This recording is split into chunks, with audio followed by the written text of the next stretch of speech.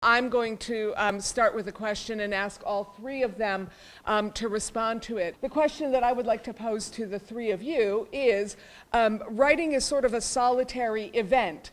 And with playwriting, suddenly you have to enter this world where all of us enter in and start having opinions and ideas. And what is it like to start in one place and suddenly see your work move to another realm, to another world? And why don't we start with Callie down this way? Sure. For me, it's the fun part, because I actually don't like sitting at a computer all day long by myself. And so to get to the point where you're sharing it, and there's so many steps along the way in terms of just doing an informal living room read where you just have friends over and a glass of wine and you go through the play, and then if you're lucky you get resources like Little Festival in the Unexpected where you get workshop and dedicated time, and then you have this is the goal, to have a fully staged production with an audience, and it's the fun part because you're turning it over to people both in every direction, and so you step back and your job is kind of done and you just kind of get to ride the coattails. So it's a lot of fun. Yeah. I love how you said that you turn it over, and that was one of the things that I really loved about writing Papermaker is the idea that once it got on stage, after all of the rehearsal, I had lots of input during the rehearsal, but once opening night is there, you can't do anything else. Your job is done. And I come from novel writing. Papermaker was my first play, and the idea of a novel, I've always felt that if 100,000 people read my novel, it means I've written 100,000 novels. And I found the same thing with Papermaker, that not only was it not within my control how people saw it or how it was acted or any of those things, every single production every night was different, and I saw it 32 times because I thought, well, this is never going to happen again. So I was in the audience almost every time, and every show was different. So it was a wonderful experience. Yes, I echo what you all have said, and I'll just add that for anyone who's a teacher out there or knows about teaching, often I hear people who are teachers say that they learn a lot when they teach. And so I feel that way when you start rehearsals on a play that you've written and you feel like you know everything about, when you have to explain a line here or the reason the pace is this way or a joke is that way, suddenly you're learning about the themes and the jokes and the rhythm of the play in ways that you would never have learned on your own when you're at your computer. Even though you think you know everything, as soon as you have to translate that to a group of new people, you really figure out what your play is about. So I love getting into rehearsal, yeah. I'm sure you imagine these characters in your head, and you know what they should be and how they should sort of resonate and fill this stage. And what happens then when you have this group of people who come in and they may speak it that way, or it may be something entirely different? How does that work as a writer? It is challenging. I come to writing as an actor, so I do tend to, as I'm writing, try to make sure that every line I've written for an actor is something I wouldn't mind saying, and because of that, I often do hear how I expect it to be said. But again, what's terrific is when you have collaborators who are this terrific, and this cast is amazing, and Sally Wood, who's the director, is just, I'm sure many of you know her and her work, and she's incredible.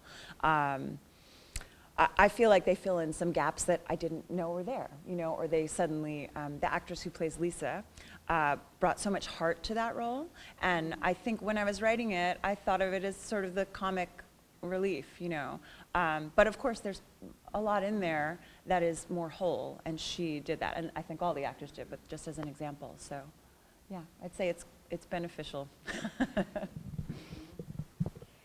What I found in the rehearsal process for me, and I also try to write, because I know a lot of actors, and I want to write every line that an actor would want to say, would be glad to say that line. So you don't want it to be confusing or boring or any of those things. But I found that in rehearsal, sometimes somebody would make a mistake, like muff the line or say something else or get really lost and just kind of start improvising.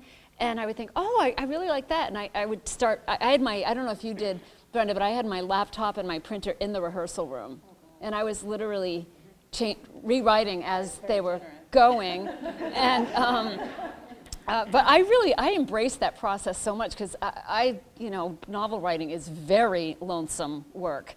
And I was so thrilled to have all these people in the room with the same goal I had, as to making something I did as good as it could possibly be. So I was kind of just naked in there. Like, whatever you want to try is fine by me. And it was, that was the part I found the most fun about it. You've done this a lot, Callie. Yeah, and you know, I think there are two parts to your question, like what we're talking about process, and it's very useful to be in the room, and those gifts of, you know, somebody stumbling across a line, and you're like, oh, actually, that's better what you just said. What did you say? Let me write it down. You know, so there are gifts in that way, but also, I think, Anita, your question was also like, what happens when you come up against the idea of what of the character in your head, and then somebody brings something that you hadn't even thought of, and you know, sometimes that's a train wreck, of course.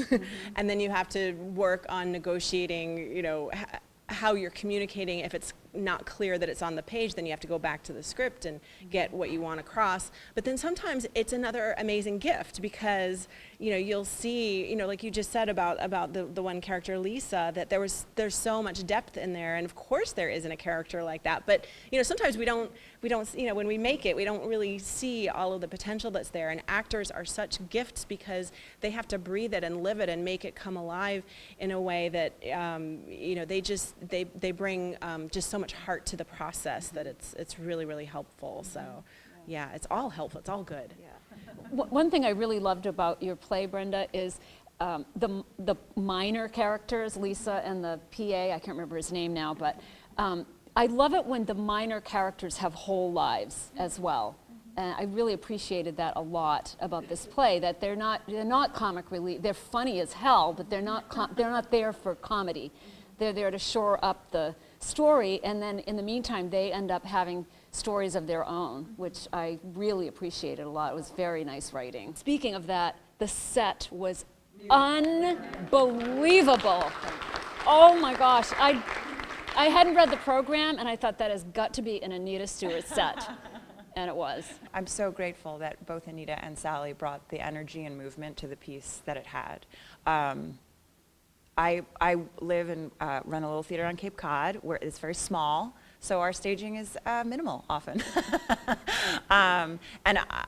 Sally often said to me in rehearsal, she was like, every scene you've written here is basically like, they could just do direct address, like sit next to each other in a chair and talk. And I was like, yeah, great, let's do that. And I see a lot of motion in the language and the rhythm of the play. And Sally immediately was like, oh, no, Emma's got to get out of the bed. She's got to move around. I think in my head, on paper, I saw her in the bed the whole play, just there, just kind of trapped and small until she comes into her own a little bit by the end. But Sally rightly said, no, I think this is a lot more dynamic than you suspected at the beginning. So all kudos to her for that, and to the actors for being game to try that, and to Anita's set, which I think brings that motion in a huge way. Yeah, thanks. If I can, just on that, I think part of it too is the size and the scale of this space. If you're in a tiny little black box theater, you can do something that's very intimate and that does keep a person in a bed the entire time, and that works, and you can get close enough that you're really part of you're in that room with them. But when it blows out, and this is not a huge space, but it's big enough that there needs to be a little bit more happening in order for you as an audience to continue to stay with and engage. And in fact, we talk a lot with actors. When you're up here, you have to, your point of view, your perspective is with your chin. It feels like your chin is up in order for the people in the back to feel like they're a part of what's happening. Because the natural instinct is to play it right here, which is at sort of your regular eye level, but then everybody 3/4 of the way back just doesn't engage in the play. So it's about the space and how to activate the space and how actors can activate the space as well. So I'm going to rephrase that just slightly. When do you know your play is done? For me, it's like the third production of a play, because the first production I'm learning at a very fast clip, and you can't always make changes to your script. You know, you have a cutoff point in a world premiere first production where you have to stop and lock the script down, otherwise you're making changes right up in through previews, and it's not fair and handicaps the play. So you just kind of file those ideas away, and then hopefully you get a second production, and then you can test out, you know, some little tweaks you've made. And then the third production is sort of like, okay, step back. And it's important to know when to stop, because you can keep fiddling with things. And a play it operates in a certain way. Like, you set up a logic, you set up a story, there's an engine to it, it moves in a certain way. And if you keep kind of coming back and taking every little grain of feedback that you get and, oh, I just want to make it better, but like that can sometimes, you can bork your own play by overworking it and over revising. So I think it's really important to know when to stop. So for me, it's been like after I've had a couple of productions, because until then you think you know, but you don't really know until you have an audience respond.